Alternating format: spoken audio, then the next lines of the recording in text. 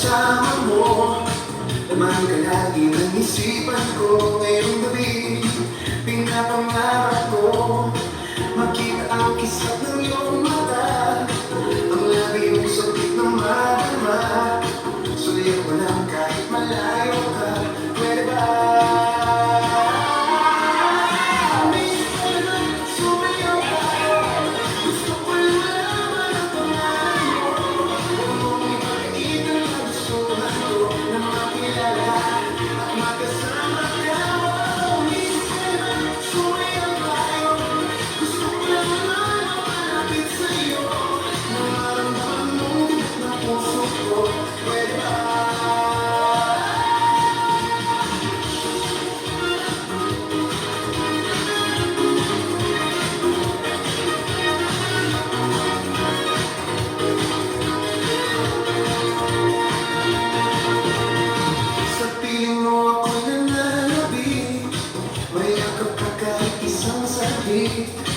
Puso ikaw siyang pinipinti. Kailangan ko ng iyong